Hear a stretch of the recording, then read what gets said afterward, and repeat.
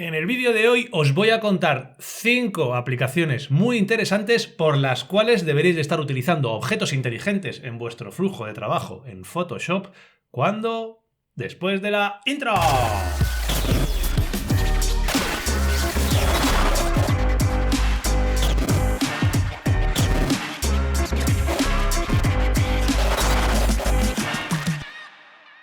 Correcto, amigos, en este vídeo, como os he comentado, os voy a contar 5 aplicaciones y 5 motivos muy interesantes por los cuales deberíais de estar utilizando objetos inteligentes dentro de vuestro flujo de trabajo en Adobe Photoshop.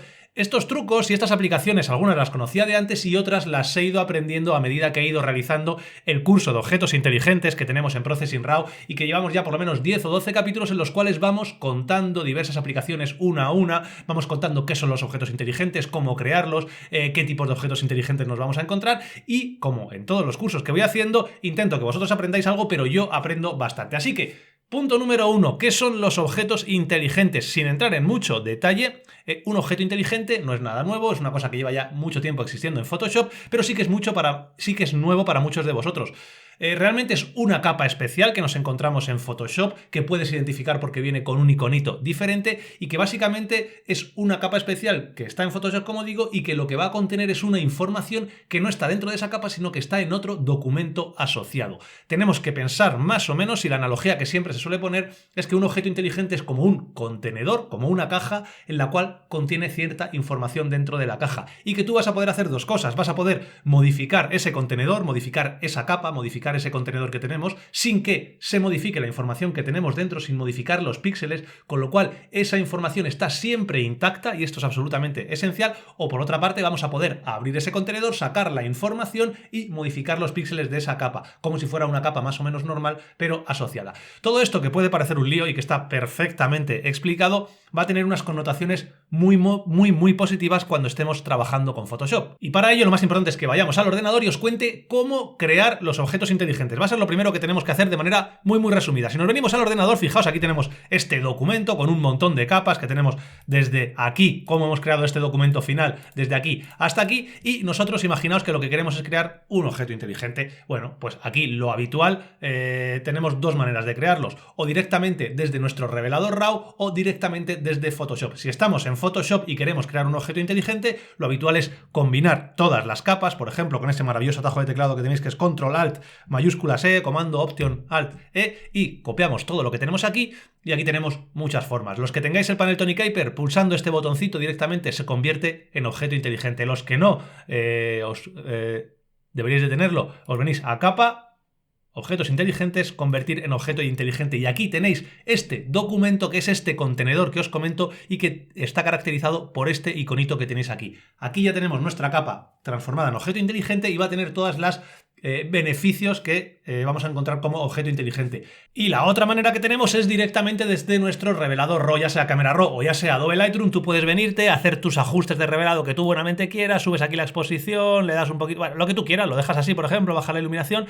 y dices, venga, voy a abrirlo, pero no lo voy a abrir directamente en Photoshop como una capa, sino que pulsas botón derecho, te vienes a editar hay muchas maneras de hacerlo, y aquí fíjate, buscas abrir como objeto inteligente en Photoshop, y lo que va a hacer es ejecutar Photoshop, nos va a preguntar el espacio de color, en este caso no nos importa, y nos va a abrir directamente como un objeto inteligente. Fijaos que ya tenemos las dos formas de abrirlos, desde Photoshop o desde Camera Raw. Y aquí vienen las 5 aplicaciones, que todas se engloban dentro de un gran motivo. El principal motivo por el que debemos de utilizar objetos inteligentes es porque nos va a permitir tener, y esto es muy importante, un flujo de trabajo no destructivo a lo largo de nuestro revelado, de nuestro procesado en Photoshop. Esto significa que básicamente vamos a poder deshacer y volver a ajustar nuestros ajustes en cualquier momento del flujo de trabajo. Puedes crear un desenfoque, hacer 4 o 5 cosas después y volver a reajustar ese desenfoque de manera totalmente no destructiva. Eso es mantener toda la información del archivo y es lo que nos va a dar una flexibilidad espectacular a la hora de realizar nuestro trabajo. En cuanto a aplicaciones, pues número 1, la primera es que vamos a poder estar trabajando en Photoshop y desde el propio Photoshop poder recuperar los ajustes RAW de nuestra capa. Si tú estás trabajando en esta capa y realmente dices, uy, yo creo que aquí tengo mucha información en las altas luces que necesitaría recuperar, o tengo mucha información en las sombras que necesitaría recuperar. Si estás trabajando en una capa normal, puedes empezar a trabajar con capas de ajuste, te creas una capa de ajuste de curvas, empiezas a buscar aquí información en las altas luces, más información por aquí, pero ¿qué ocurre?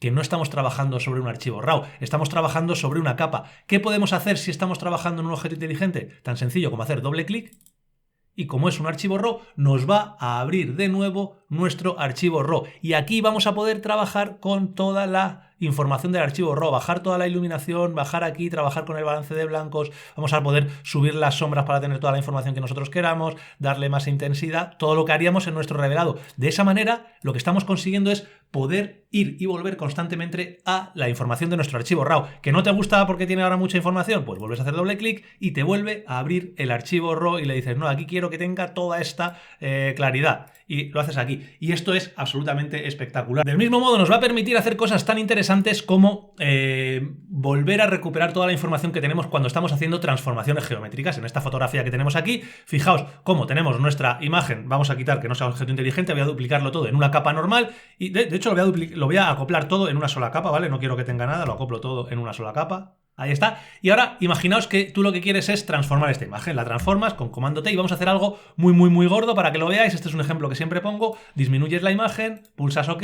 y dices, ay, no me he equivocado. No quería reducirla tanto, quería reducirla un poquito, con lo cual vuelves a hacerla grande y fijaos lo que ocurre. Que toda la información que teníamos la hemos perdido y la imagen queda absolutamente pixelada, porque la información la estamos perdiendo. Del mismo modo, fijaos, si lo que hacemos es una transformación de este estilo, de deformación, y te vienes aquí y dices, no, esto quiero traerlo para arriba, y esto aquí quiero hacer la montaña muy grande, y esto así, bueno, una locura, quieres hacer esto, pulsas OK, y luego después dices, ay, esta montaña no quería hacerla tan grande, te vuelves a venir a comando T y no puedes volver atrás, no hay manera de volver atrás porque no está guardando la información, tendrías que venir, empezar a buscar esto aquí, esto te lo tienes que venir aquí, es prácticamente imposible dejarlo como a ti te gusta. Si nosotros, vamos a venir aquí, partimos de aquí, creamos nuestro objeto inteligente como buenamente queráis, os venís aquí, objeto inteligente, convertir en objeto inteligente, y ahora con comando T ajustamos nuestra fotografía, la hacemos pequeñita, esto lo hago para que veáis un ajuste muy gordo. Si dices, uy, me he equivocado, no la quería tan pequeña, te vienes a comando T, vuelves a hacerla grande, ¿y qué ocurre? Que tienes absolutamente toda la información, no has perdido absolutamente nada, y del mismo modo, si tú haces una deformación de este estilo muy loca y te equivocas y te has equivocado de repente, cuando pulsas aquí dices, ostras, me he equivocado, esto no es lo que quería, vuelves a hacerlo y tan sencillo como que puedes pulsar restaurar y va a volver a la información original. Esto es una de las cosas que más se utiliza cuando estamos haciendo esas deformaciones geométricas, el poder ir y volver a nuestras fotografías. Otra cosa que podemos hacer es realizar una especie de claridad inteligente. Vamos a duplicar esta capa y una claridad inteligente lo que nos vendría a ser es la posibilidad de dar claridad utilizando un filtro trabajando sobre un objeto inteligente. Cuando tú aplicas cualquier filtro trabajando sobre un objeto inteligente, lo que obtenemos es la posibilidad, como hemos visto anteriormente, de en cualquier momento modificar el valor que tiene de ajuste ese filtro. Por ejemplo, en el caso de la claridad inteligente, y por eso lo llamamos así, tú puedes crear un filtro de paso alto, por ejemplo, y este filtro de paso alto le das un valor de 45.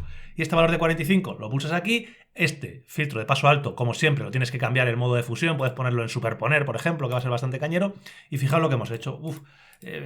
Es demasiado, quizá demasiado. Podrías jugar con la opacidad para intentar dejarlo como te gusta, o puedes volver a intentar crear un objeto inteligente, o sea, un filtro con un ajuste mucho menor. Para eso pulsas doble clic aquí y vas a poder bajar de 45 y dices, voy a probar con 6, a ver qué tal, y lo puedes ir viendo en tiempo real. No, con 14, con 3...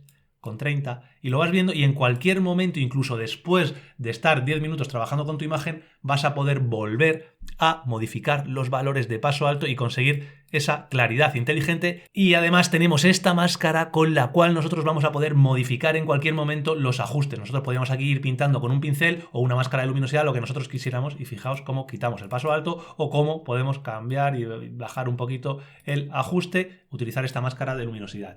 Como siempre, la gran ventaja que tenemos es que vamos a poder volver en cualquier momento para ajustar el valor, en este caso, del filtro de claridad. 4. 2D mis aplicaciones favoritas están relacionadas con los filtros de desenfoque. Vamos a poder utilizar filtros también inteligentes sobre objetos inteligentes para realizar un efecto Orton inteligente espectacular. ¿Cómo lo hacemos? Pues muy sencillo. Lo que he hecho en este procesado ha sido añadir claridad en según qué zonas de la imagen. Fijaos, toda la zona del primer plano tiene mucha más presencia, tiene esa claridad utilizando el filtro de claridad que vimos, y con este filtro que os voy a enseñar cómo se utiliza hoy, dar un poquito de glow a la imagen, consiguiendo básicamente esto.